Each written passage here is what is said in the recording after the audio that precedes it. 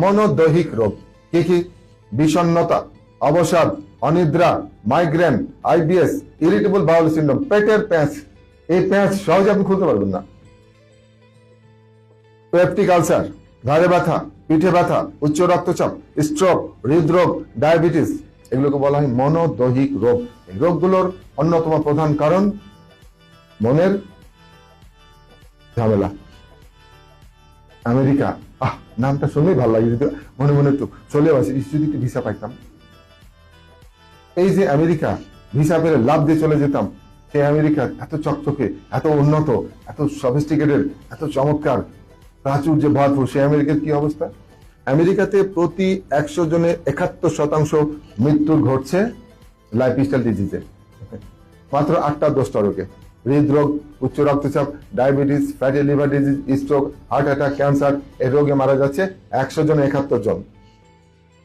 স্বভাবতই যে রোগের মহামারী হয় সে রোগের এক্সপার্ট তৈরি হয়, এবং লাইফস্টাইল ডিজিজের এক্সপার্ট তৈরি হয়েছে, এবং তারা পরিষ্কার করে বলছেন যে আপনি যদি লাইফস্টাইল ডিজিজ অর্থাৎ হৃদরোগ, উচ্চ রক্তচাপ, diabetes, fatty liver disease, stroke, heart attack, cancer এগুলো প্রতিরোধ করতে চান, যদি থাকে নিয়ন্ত্রণ করতে চান, আর যদি প্রাণান্ত প্রয়াস চালান নিরাময়ের জন্য, তাহলে প্রয়োজন প্রচলিত ওষুধে কিচ্ছু হবে না আপনার।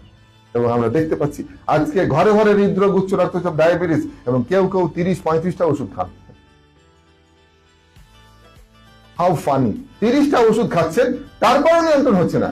আজকে সকালে বনানী শাখা একটা প্রোগ্রাম ছিল, বনানী সেন্টারে।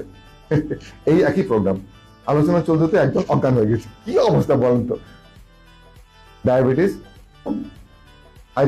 হাইপো চলে গেছে, তারপরে তো আমি দৌড় দিয়ে এসে ঠ্যাং তুললাম, তারপরে গুড় টুর, চিনি তো আমাদের ফাউন্ডেশন থাকে না, কোনো রকম গুড় টুর খাইয়ে তার চোখ মেলানো হয়েছে। কেন? আনফিট বডি, 30-35টা ওষুধ খাচ্ছে, তারপরে অজ্ঞান যখন তখন। তো কলিগরা বললেন, যারা ওই যে ওখানে একটা সোসাইটি আছে, ওখানে বলে প্রায় অজ্ঞান হয়ে যায়। মানে কি?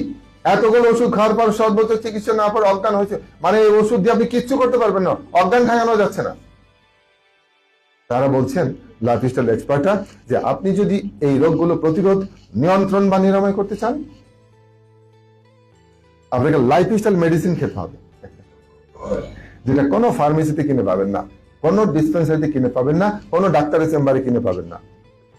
এবং এটা কিন্তু যারা মনে করেন না, আমেরিকাতে এখন কলেজ খুলে গেছে, American college of lifestyle medicine.